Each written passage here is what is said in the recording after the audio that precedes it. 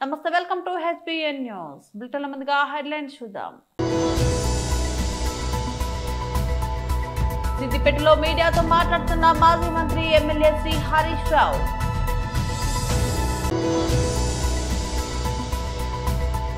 YSRCP Lok Sabha floor leader Rajampet MP Peddireddy Mithun Reddy press meet.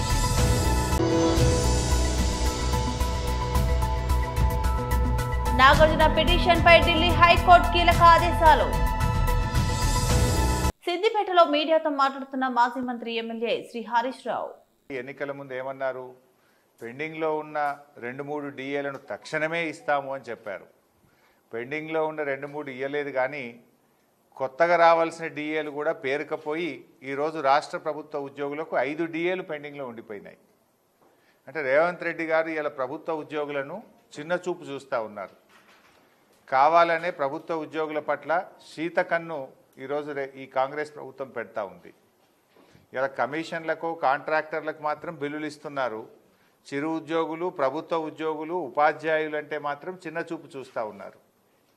ఇలా BRS హయాంలో కేసీఆర్ గారి నాయకత్వంలో ఆ రోజు రాష్ట్ర ప్రభుత్వ ఉద్యోగులకు కేంద్ర ప్రభుత్వ ఉద్యోగుల కన్నా ఎక్కువ వేతనాలు ఇచ్చింది కేసీఆర్ ప్రభుత్వం. ఆనాడు మొదటి పీఆర్సీ దేశంలోనే ఎక్కడ లేని విధంగా 42% అందించిన ఘనత కేసీఆర్ ప్రభుత్వాన్ని. రెండవసారి 32% పీఆర్సీ ఇచ్చారు. బీఆర్ఎస్ హయాంలో 72% పీఆర్సీని అందించడం జరిగింది. కరోనా కంటే ముందైతే ఎప్పటి డిఏ అప్పుడే అందించింది బీఆర్ఎస్ ప్రభుత్వం. రేవంత్ రెడ్డి గారు ఏమన్నారు? మా ప్రభుత్వం రాగానే అన్ని డిఏలు తక్షణమే చెల్లిస్తాం, ఉద్యోగుల ఎరియర్స్ అన్నీ తక్షణమే చెల్లిస్తాం, ఓల్డ్ పెన్షన్ స్కీమ్ తీసుకొస్తాం, వెంటనే 6 నెలల్లోగా పీఆర్సీ అందిస్తాం. ఎన్నికల ముందేమో బడా బడా మాటలు, రజనీకాంత్ లాగా మాట్లాడిండు. ఓట్లు అయిపోయినాక గజనీకాంత్ లాగా మాట్లాడుతున్నాడు. నేను అడుగుతా ఉన్నా, ఏమైంది నీ మాటలు? ఏమైనాయి ఉద్యోగులకు? ఇవాళ కేంద్ర ప్రభుత్వం మరో డిఏ ఇచ్చింది, సంతోషం. మరి నువ్వెప్పుడు ఇస్తావు? ఇవాళ 5 డిఏలు. ఈ దేశ చరిత్రలో 28 రాష్ట్రాలుంటే ఏ రాష్ట్రంలో ఏ రాష్ట్ర ప్రభుత్వ ఉద్యోగులకు కూడా 5 డిఏలు పెండింగ్లో లేవు. 5 డిఏలు పెండింగ్లో పెట్టిన ఘనత ఒకే ఒక్క ప్రభుత్వం, అది రేవంత్ రెడ్డి ప్రభుత్వం. భారతదేశంలో ఏ రాష్ట్రంలో కూడా 5 డిఏలు పెండింగ్లో లేవు. ఇది నీ చేతగాని ప్రభుత్వం వల్ల, ఉద్యోగుల పట్ల నీ యొక్క వివక్ష వల్ల ఈరోజు ఇన్ని డిఏలు పెండింగ్లో ఉన్నాయి.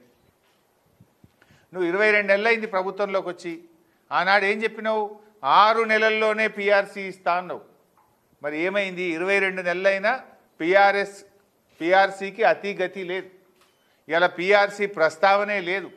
ఎప్పుడు ఇస్తావో చెప్పడం లేదు. పీఆర్సీ ఊసెత్తితే ఉరిమురిమి చూస్తున్నావు నువ్వు. ఇది ఎక్కడి ప్రభుత్వం? ఇక దసరా పండుగ ముంగట ఉద్యోగులు ఎదురు చూశారు ఆశగా. నువ్వు చెప్పినావు కదా, నెలకు 750 కోట్ల మీ ఎరియర్స్ క్లియర్ చేస్తా అని మాట ఇచ్చినావు. డిఏలు ఇస్తా అన్నావు, పీఆర్సీలు ఇస్తా అన్నావు. ఇస్తావేమో అని దసరా పండుగ రోజు ఆశగా ఎదురు చూసినటువంటి చిరు ఉద్యోగులకు, రాష్ట్ర ప్రభుత్వ ఉద్యోగులకు తీవ్ర నిరాశ మిగిలింది. నువ్వు ఆనాడు అభయహస్తం అన్నావు. నీ అభయహస్తం కాస్త అప్పన్న హస్తం అన్న చెప్పిన మాటలు ఉత్త దండగానే అయిపోయింది. YSRCP Lok Sabha floor leader Rajampet MP Peddireddy Mithun Reddy press meet. ఇచ్చిన బెయిల్ ఆర్డర్ని ఒకసారి చదవమని కూడా నేను అందరిని కూడా అడుగుతున్నాను. దాంట్లో ఇచ్చిన పాయింట్స్ 100% నిజమని చెప్పి కూడా నేను తెలియజేస్తా ఉన్నాను. గౌరవ కోర్టు ఏదైతే ఆర్డర్లో విషయాలు చెప్పిందో అవన్నీ కూడా మీ అందరిని కూడా నేను ఒక్కసారి చదవమని చెప్పి కూడా నేను కోరుతా ఉన్నాను. ఇది వరకు ప్రెస్ మీట్ పెట్టి చెప్పడం జరిగింది. ఎన్ని ఇబ్బందులు పెట్టినా కూడా, ఎటువంటి ఇబ్బందులు పెట్టినా కూడా ఎదుర్కొనేదానికి సిద్ధంగా ఉంటామని చెప్పి ఈరోజు ఇన్ని రోజులు జైల్లో పెట్టిన తర్వాత కూడా మళ్లీ అదే మాట చెప్తా ఉన్నాను. ఎక్కడ కూడా అధైర్యపడే ప్రసక్తే ఉండదు. ఎక్కడ కూడా ఈరోజు పార్టీని ఇబ్బంది పెట్టినా వెనక తగ్గే ప్రసక్తి ఉండదని చెప్పి కూడా నేను ఈరోజు తెలియజేస్తా ఉన్నాను. ఇది ప్రతిసారి తెలుగుదేశం పార్టీ అధికారంలో ఉన్నప్పుడు, ఎప్పుడు తెలుగుదేశం పార్టీ అధికారంలోకి వచ్చినా కూడా కేసులు పెట్టే పరిస్థితి చూస్తూనే ఉన్నాము. 2014-19లో కూడా తప్పుడు కేసు పెట్టి జైల్లో పెట్టడం జరిగింది. అప్పుడు కూడా చెప్పినాను, ఇది తప్పుడు కేసు, ఇది కేవలం హరాస్మెంట్ చేసేదానికే పెడుతున్నారని ఆ రోజు కూడా నేను చెప్పడం జరిగింది. అయినా కూడా అక్రమంగా అరెస్ట్ చేసి నన్ను, బిఎం మధుసూదన్ రెడ్డి గారిని, చెవిరెడ్డి భాస్కర్ రెడ్డి గారిని కూడా ఆ రోజు కూడా జైల్లో పెట్టడం జరిగింది. తర్వాత ఎవరైతే కేసు పెట్టించారో అదే వ్యక్తి కోర్టులో వచ్చి చెప్పడం జరిగింది, ఎక్కడ కూడా బలవంతంగా మా దగ్గర పెట్టించారు, వీళ్ళు తప్పు చేయలేదని చెప్పి ఆ కేసు కూడా కొట్టేయడం జరిగింది. అంతేకాదు, అంతకుముందు తెలుగుదేశం అధికారంలో ఉన్నప్పుడు కూడా నేను ఇంజనీరింగ్ కాలేజ్లో చదివేటప్పుడు కూడా నా జీవితంలో మొట్టమొదటి కేసు పెట్టింది తెలుగుదేశం ప్రభుత్వం. తెలుగుదేశం ప్రభుత్వం ఎప్పుడున్నా కూడా ఇటువంటి హరాస్మెంట్ చూస్తూనే ఉన్నాము. ముఖ్యంగా ఈ జైల్లో ఉన్నన్ని రోజులు కూడా ఈ కష్టకాలంలో అండగా నిలబడిన మా పార్టీ అధ్యక్షులు జగన్మోహన్ రెడ్డి గారికి, అదేవిధంగా మా పార్టీ గౌరవ పెద్దలకు, మా పార్టీ క్యాడర్కి అందరూ కూడా వెన్నంటుండి సపోర్ట్గా ఉన్న ప్రతి అందరికి కూడా మనస్ఫూర్తిగా నేను ధన్యవాదాలు తెలియజేస్తా ఉన్నాను. ఈ కేసు పెట్టి సాధించింది ఏమీ లేదు, ఒక పైశాచిక ఆనందం పొందడం తప్పితే, అదేవిధంగా మా తల్లిదండ్రుల్ని మానసికంగా వేధించడం ఒకటి సాధించినారు తప్పితే ఈ కేసు వల్ల సాధించింది ఏమీ లేదు. కోర్టు నుంచి వెసులుబాటు పొందిన తర్వాత కేసు వివరాలన్నీ కూడా వివరంగా మరొకసారి నేను మాట్లాడతానని చెప్పి కూడా మీకు అందరు కూడా తెలియజేస్తా ఉన్నాను. చివరిగా చెప్పేది ఏమంటే, మీరు కేసులు పెట్టినా లేకపోతే ఇంకోటి పెట్టినా మేము వెనక్కు తగ్గే ప్రసక్తే లేదు. ఖచ్చితంగా గట్టిగా ఇంకా రెట్టింపు ఉత్సాహంతో పోరాడతామని చెప్పి కూడా నేను తెలియజేస్తా ఉన్నాను. ఎక్కడ కూడా వైఎస్ఆర్ పార్టీ క్యాడర్ గాని లేకపోతే నాయకులు గాని ఎక్కడ కూడా ఆధారపడే పరిస్థితి ఉండదని చెప్పి కూడా నేను తెలియజేస్తా ఉన్నాను. ప్రముఖ సినీ నటుడు అక్కినేని నాగార్జునకు ఢిల్లీ హైకోర్టులో భారీ ఊరట లభించింది. ఆయన వ్యక్తిగత హక్కులకు, పర్సనాలిటీ రైట్స్ రక్షణ కల్పిస్తూ న్యాయస్థానం కీలక మధ్యంతర ఉత్తర్వులను జారీ చేసింది. కృత్రిమ మేధ డిపెక్ట్ టెక్నాలజీలను ఉపయోగించి తన పేరు, స్వరం, ఫోటోలను అనుమతి లేకుండా వాణిజ్య ప్రయోజనాలకు వాడుకోవడాన్ని సవాలు చేస్తూ నాగార్జున పిటిషన్ దాఖలు చేశారు. జస్టిస్ తేజస్స కార్య నేతృత్వంలోని ధర్మాసనం ఈరోజు ఈ మేరకు ఆదేశాలిచ్చింది. నాగార్జున నుంచి ముందస్తు అనుమతి పొందకుండా ఆయన పేరును గాని, స్వరాన్ని గాని ఎలాంటి వాణిజ్య ప్రకటనల కోసం ఉపయోగించరాదని కోర్టు స్పష్టం చేసింది. ఏఐ, మోషన్ లెర్నింగ్, డిఫెక్ట్స్ వంటి టెక్నాలజీల ద్వారా నాగార్జున గుర్తింపును దుర్వినియోగం చేస్తే కఠిన చట్టపరమైన చర్యలు తప్పవని హెచ్చరించింది. ప్రస్తుతం డిజిటల్ యుగంలో సెలబ్రిటీల హక్కుల పరిరక్షణకు సంబంధించి ఈ తీర్పు ఒక మైలురాయిగా నిలుస్తుందని న్యాయ నిపుణులు భావిస్తున్నారు. విచారణ సందర్భంగా నాగార్జున తరపున సీనియర్ న్యాయవాదులు ప్రవీణ్ ఆనంద్, వైభవ్ గగ్గర్, వైశాలి మిత్తల్ వాదనలు వినిపించారు. 95 చిత్రాల్లో నటించి 2 జాతీయ పురస్కారాలు అందుకున్న నాగార్జునకు సోషల్ మీడియాలో భారీగా అభిమానులు ఉన్నారని వారు కోర్టు దృష్టికి తీసుకెళ్లారు.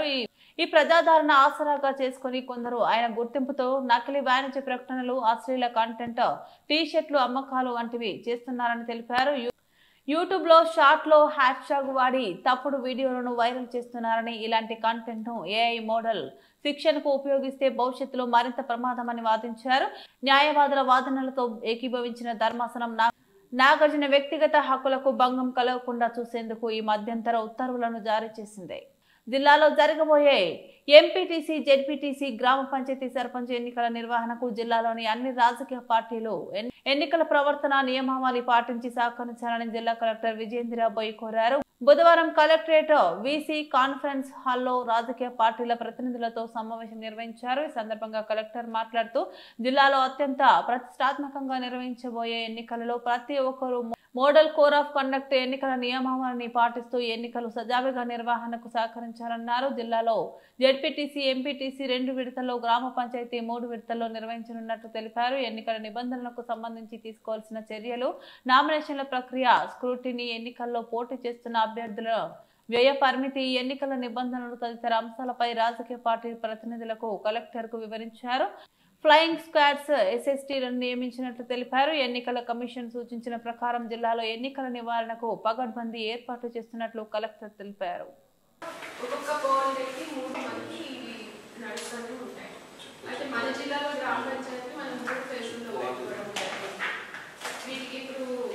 ఫస్ట్ ఫేజ్ లో అంటే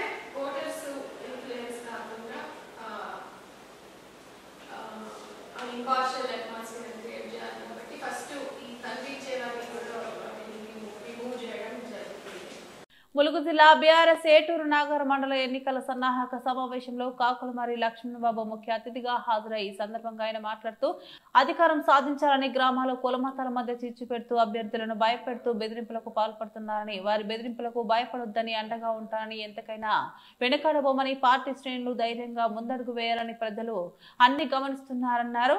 ప్రజలు కేసీఆర్ పాలనను కోరుకుంటున్నారని రాబోయే రోజుల్లో కేసీఆర్ పాలన రావాలంటే స్థానిక ఎన్నికలే అందుకు పునాదులు వేయాలని అన్నారు. కాంగ్రెస్ పార్టీ పట్ల ప్రజలు తీవ్ర వ్యతిరేకంగా ఉన్నారని ఎన్నికలు ఏవైనా బీఆర్ఎస్ పార్టీకి బ్రహ్మరథం పట్టడానికి ప్రజలు సిద్ధంగా ఉన్నారని అన్నారు. ఈ కార్యక్రమంలో ములుగు జిల్లా మండల పార్టీ అధ్యక్షులు, మాజీ ప్రజాప్రతినిధులు, మహిళలు, సీనియర్ నాయకులు, కార్యకర్తలు పాల్గొన్నారు.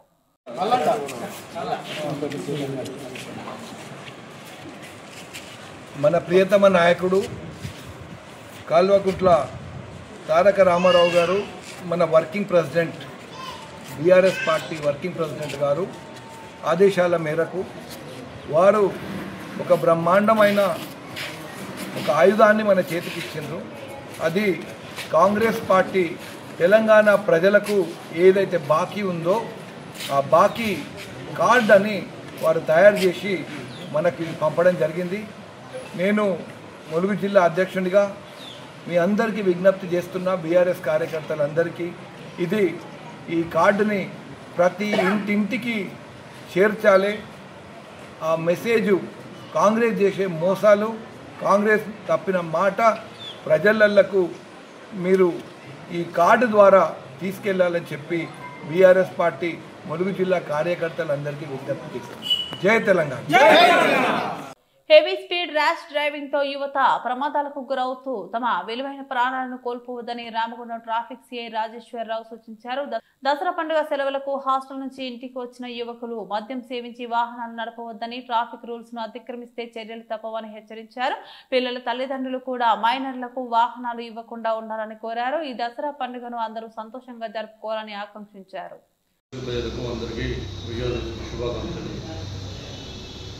ఎల్లుండి 2వ తరగతి జరుపుకోబోయే విజయదశమి శుభాకాంక్షలకు నేను తెలియజేయలేదు. అనగా పిల్లలు చాలామంది స్కూల్లో నుండి స్కూల్స్ కానీ కాలేజ్ కానీ హాలిడేస్ ఇంటికి వస్తారు. సో 80% పిల్లలకు మైనర్లకు బండ్లు ఇవ్వకూడదు.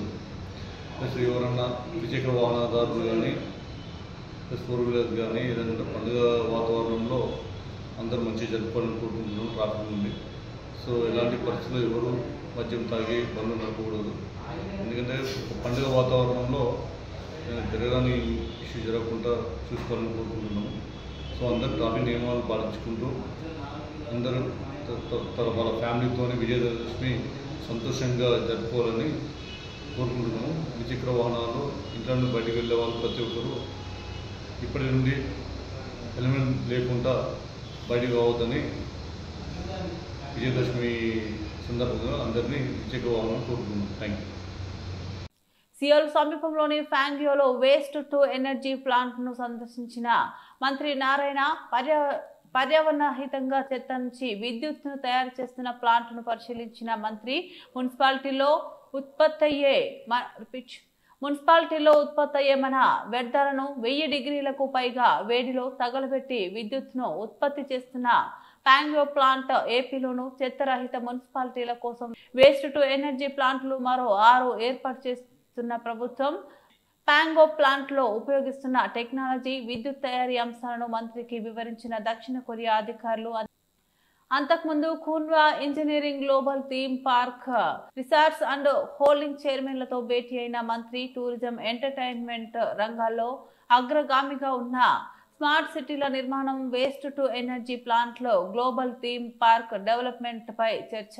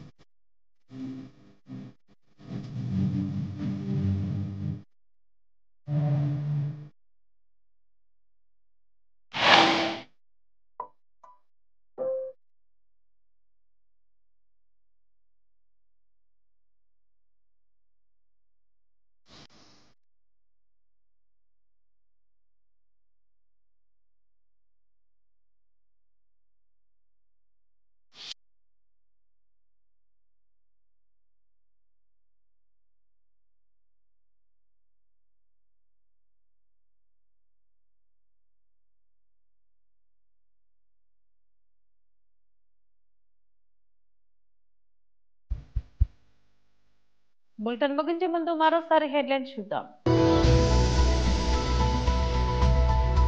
సిద్దిపేటలో మీడియాతో మాట్లాడుతున్న మాజీ మంత్రి ఎమ్మెల్యే శ్రీ హరీష్ రావు.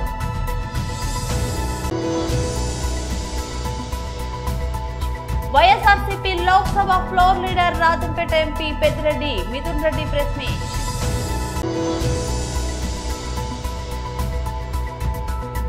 నాగార్జున పిటిషన్ పై ఢిల్లీ హైకోర్టు కీలక ఆదేశాలు.